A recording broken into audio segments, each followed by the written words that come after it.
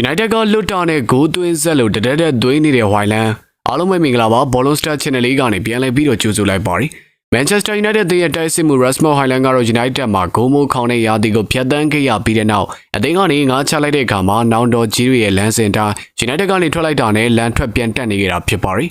ဝိုင်လန်ကတော့နာပိုလီအသင်းစီမှာဂိုးရီဆက်တိုက်သွင်းယူခဲ့ပြီးတော့သူရဲ့ဆွမ်းဆကိုပြသနေတာက Kevin De Bruyne ရဲ့ဖန်တီးပေးမှုတွေကြောင့်မလို့လည်းထင်ကျင်စရာကရှိနေပါတယ်ဒါပေမဲ့လေဝိုင်လန်ကတော့သူ့ရဲ့ကိုပိုင်ရေးချင်းကိုမခေချောင်းကိုနိုင်ငံအသင်းမှာပါဆက်လက်တက်တည်ပြလိုက်ပြန်ပါတယ်ဒီတစ်ပတ်ကစားခဲ့တဲ့ Belarus နဲ့ Damas တို့ရဲ့ကမ္ဘာဖလားခြေစစ်ပွဲမှာ Damas ကစစ်စည်းဆိုတဲ့ရလနဲ့အပြတ်သက်နိုင်ရရှိခဲ့တယ်လို့ဝိုင်လန်ကလည်းကိုရိုင်းငကိုသွင်းယူခဲ့တဲ့အပြင်တကူဖန်တီးမှုပြုလုပ်နိုင်ခဲ့တာဖြစ်ပါတယ်ဝိုင်လန်ဆွမ်းဆောင်မှုတွေနဲ့ပတ်သက်ပြီးတော့ Damas နီးပြကြီးကတော့တအားကြီးကိုမှကြီးနဲ့နေခဲ့တာပါဝိုင်လန်ကို Premier League နဲ့ M1 နဲ့ကစားသမားအဖြစ်ဖော်ပြနေကြတာတွေကလည်းမာယွင်းချောင်းနီးပြကြီးကလည်းဖြည့်ရှင်းခဲ့ပါတယ်နီးပြကြီး Brian Rima ကဟိုင်လန်က Premier League မှာရုန်းကန်နေခဲ့ရတာကကစားသမားကြောင့်မဟုတ်ကြောင်းနဲ့ပွဲပြီးမှတုံးတက်လာခဲ့ပါတယ်။ဟိုင်လန်က Serie A မှာရော Premier League မှာပါအဆင်ပြေတဲ့ကစားသမားတစ်ယောက်ဆိုတာကငြင်းစရာမရှိပါဘူး။အဓိကကအခုလိုကောင်းကောင်းအလုပ်ဖြစ်နေတဲ့အသင်းကောင်းတစ်ခုမှာကုညီပေးခြင်းစိတ်တွေပြည့်နေတဲ့အသင်းပေါ်တွေနဲ့ကစားရဖို့ကဟိုင်လန်လိုတိုက်စစ်မှုမျိုးအတွက်အရေးကြီးပါတယ်။အသင်းကလိထက်အရေးကြီးပါတယ်။လုံးနီးပြကပြောဆိုသွားခဲ့တာပါ။ဝိုင်လန်ကတော့အခုဆိုရင်တော့နာပိုလီအသင်းအတွက်6ပွဲကစားထားရမှာ